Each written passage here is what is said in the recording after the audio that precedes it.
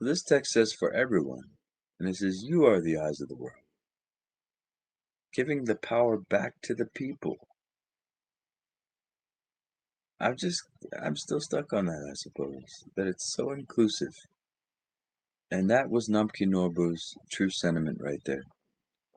And I'm happy to keep that going, even though some of his own self-proclaimed students and I'm going to tame my critiquing from now on. I feel like I need to tame it a little bit. But I'll just say some of his own spin-offs are hugely violating the very heart essence of his advice.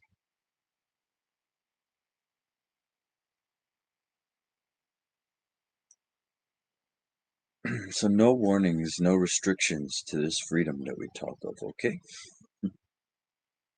If you're thirsty, we got water. But you really gotta be thirsty, okay? You can't just say, I'm dying of thirst. I'm very, very thirsty. And then we offer you water and you say, no, I don't want that. I want a beer. Or no, I want a candy bar. The real thirsty people will grab it without even asking. I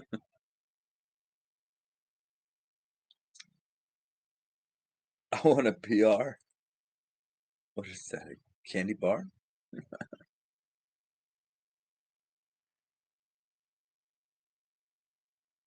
I don't know. All right, so I don't know what we're getting into here, but so far I like this text. I'm glad we bounced back to it, although I'm still exploring Dunghong, and I encourage all of you. The Mo Sangha is here, and then also the Mo YouTuber Sangha, YouTube Sangha. I encourage you, if you find any cool stuff with Dunhong, please share, okay? There's a lot out there right now to be discovered and revealed, and then translated. So here it says list of subjects. The quintessential instruction and the primordial approach to the teaching concerning the creative energy of the universe, the ongoing absolute perfection, which is at the very summit of the eight vehicles, has three main parts: the spiritual advisor who teaches it, the student who follows the teaching. You'll have to scroll up because I have blocks down there at the bottom. Oh, yeah, I'm still blocked. Okay, the student who follows the teaching and the teaching to be learned. Okay, stay here for a second. This course, I'll explain a few things here. Um, like I said 12 hours ago, in the last session, I'm not really a fan of the word universe. I know I'm back at it again with the critiquing, but there are many, many universes. There, all right, we're living in a multiverse actually, so it's a little reductive, and also a little bit kind of cliche and trendy. The universe, it's a new word for God. For all those people who don't like the word God, we'll use the word universe. Well, I don't know. Maybe we can use a more accurate word. Why do we even have to speak metaphorically here? So, concerning the creative energy of mind, why can't we just say mind? Really? And creative energy now refers to what they call in Tibetan tuji, which is the co-emergent energy of your mind. Yeah. So in Dzogchen, of course, the yogis have discovered that this reality is made from the mind. It's the energy. Just like when you look in the mirror, the reflection appears simultaneously. Uh, this reality is co-emerging with your mind, a subtle part of your mind. So I'll even invite you all to access this right now. When you go to sleep and you're dreaming, well, let's say right before you start dreaming, well, there's a lucid part of your mind. Really put yourself here. Look for the part of your mind that starts the dream. It's subtle, isn't it?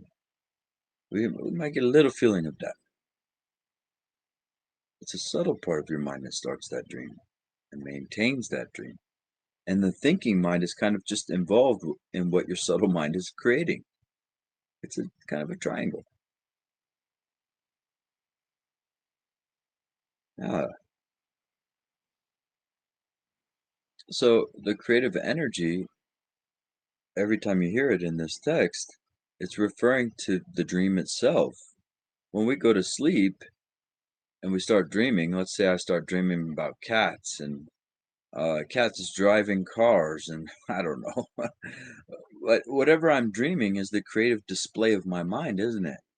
It's just mind energy. It's luminosity. It's some you can't even really describe it. What is a dream? You're having a visual there without your eyes. So the eyes are incredibly they have a small role in all this. They can only see in 2D according to modern science. They're essentially like windows. They're essentially like participants actually,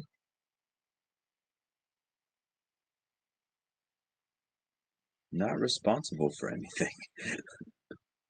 Your mind is responsible for the reality we make, and we've already gone over that with physics, with psychology, with dharma.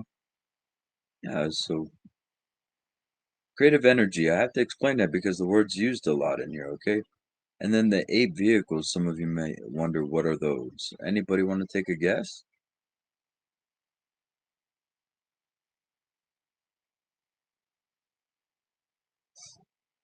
Those are the 8 yanas.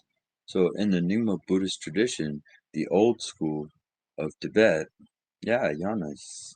Um, there's 9 vehicles, and this is super old school. Like Dharma migrated up to Tibet from India around from the 7th century to 11th century. It was a huge migration because of a lot of persecution going on, and also from all types of areas. The Dharma was, Dunghung is a great example of where there was a kind of what do you call when they all come together, merge together? There's some word for that, but converge. Maybe we can say there was a Dharma convergence there with even Jingjiao, for example, the Christian kind of uh, the religion of luminosity, where you see Jesus Christ in full lotus, something I've never seen before anywhere else. And nowadays, why would they show Jesus Christ in full lotus instead of being murdered on a cross uh, or tortured? You know, it's much better to show somebody being tortured than show somebody being meditated, right? I don't know. I'd rather see Jesus in lotus personally. But very rare, very interesting and ancient. You can look that up. The Religion of Light, it was called, and maybe we'll read about it here. It was kind of a combination. They have this thing called the Jesus Sutras. If you're interested, read the Jesus Sutras. Sounds like Dzogchen. Jesus pointing you to Dzogchen, and I really think that that's what it was about. But Dzogchen is very very powerful and liberating. So anybody who's trying to control others doesn't want them doing Dzogchen. In fact, you wouldn't pay 19.99 per month to join my spiritual courses if you had Dzogchen. You wouldn't be taking my master class if you had Dzogchen or enrolling in my online AI programs. Oh, it's getting messy out there, folks. It's getting very messy. Now they're just having AI creating spiritual programs with spiritual gurus that are AI made, and oh god, this is gonna get bad. I mean, people are gonna live in truly alternate worlds now because AI. It fools you so good. So many bots. They can just employ bots after bots. Next thing you know, you think you're part of a group. You're the only human in the group. You've joined a cult and there's not even any humans in the cult. So anyway, I should move on before we never make it past this paragraph. So the next sections, this I'm still on that paragraph. I'm sorry. Because it's talking about the four. I have reduced it to three. The three requisites for perfect teaching. So the person who teaches uh, is right. The audience is receptive. The person listening is right, and it's the right time and the right place. But why do we need place? Now we're in virtual reality, so place isn't even in there anymore. And if it's the right time, wouldn't it be the right place too? Isn't that automatically assumed? I don't understand how it could be the right time ever and then not be the right place. So I'm just gonna reduce. I know it's in all these scriptures and everything, but I'm reducing it to three because it makes sense. So anyway, that's what's said for a teaching to really go through for wisdom to be shared. Those three or four requisites are to be met. All right. So now we can move on. The spiritual advisor. And here we go again with the patriarchal overlays. This book is not even really that old, so it really shows to how far we have to go. Everything's constantly him, his, and what that does is it's divisive. It neglects the feminine aspect and all kinds of other stuff. Marginalizes people, uh, neglects any other kind of gender identity. So it gets kind of annoying. I'm really hoping we can start to speak in more inclusive terms because in Dharma it's actually important. You don't want to think of God as a him. I mean, the fact that so many people out there think that the ultimate creator is a him always, that's basically like thinking that babies get created without a womb. They take the whole womb out and just say, yeah, the baby just created itself. No womb there. No feeding. Nothing. All kinds of problems. The androgynous aspect is also neglected when we focus on him, and we have this masculine kind of authoritative. We're missing all these the whole other side of the spectrum here when we always narrow it down to him. And I know I'm ranting about this, but this is like the fifth text. Okay, you guys out there, translators, writers of Dharma texts, stop it. So, having themselves mastered the true import of the state of total completeness, and knowing the philosophical tenets and spiritual teachings of both the non Buddhists and the Buddhists, the teacher can generate a direct understanding of the heart of the matter in the student's mind. They know how to show the sublime path which leads the student to realize that quintessence. We can scroll there. So, the student should rely on a person who is not tainted by the distractions of worldly concerns or mere semantic distinctions. Sorry to say, those of you on Reddit, if you're following a self proclaimed Reddit guru out there, you're basically going to only be dealing with semantic distinctions. It's purely conceptual, and that is highly problematic when approaching Hatha Yoga. So, such a worthy mentor is to be pleased by all sorts of gifts, all sorts of dogglers.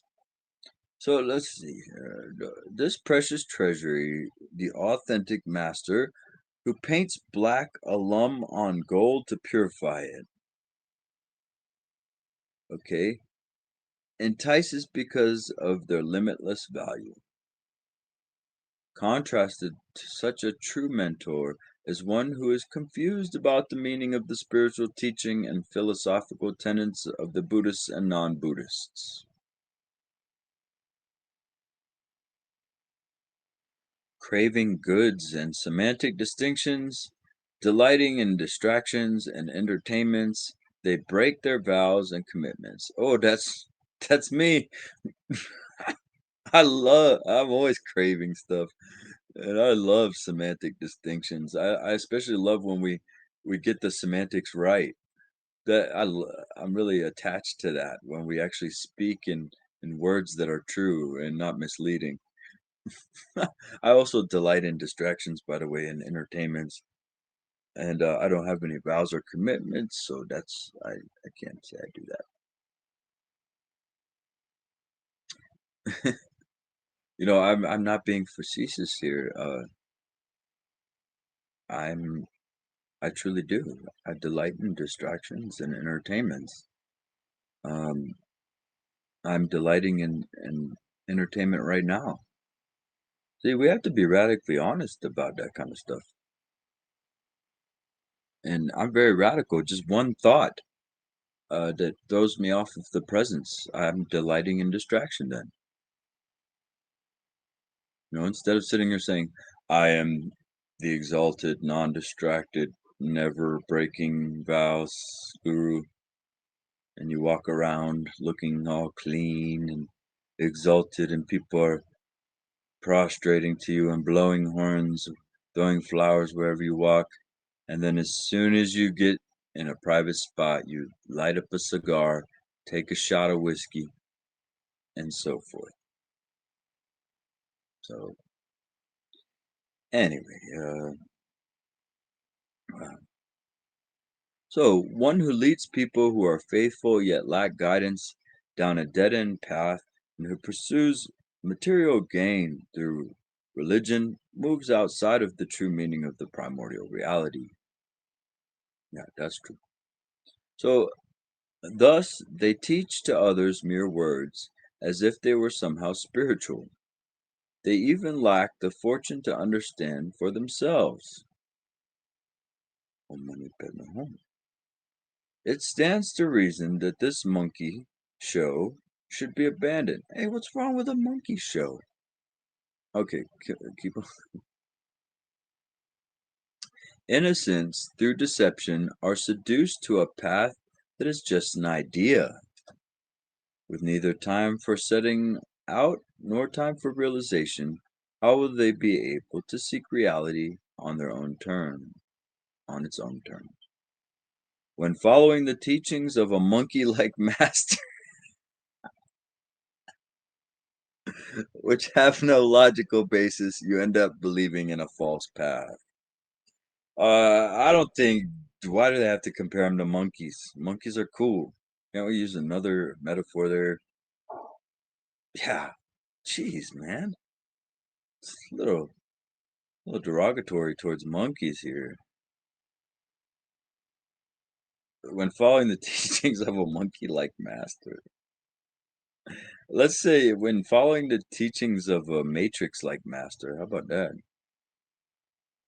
All right, we're gonna have to read the. You think we can get through the student? All right, let's get through the student. In general, the aspirant must have commitment and enduring self-confidence, a strong love for all life, steadfast trust, and great capacity for generosity. No, this is not true. I, maybe for other groups, and maybe this is a prerequisite for some farce of a sangha. But if you don't have self-confidence or strong love for life, I'll still accept you into our group any day.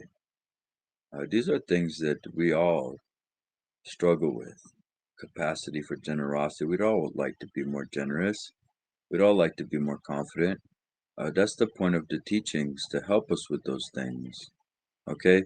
Some of these, I can't stand some of these descriptions when they go into who's right for the teachings. I really think some people made that stuff up because the yogis, I don't know. I don't think the yogis would go that. It's like discrimination, really. No, really. I don't think it doesn't sound right. So anyway, but I'll read it.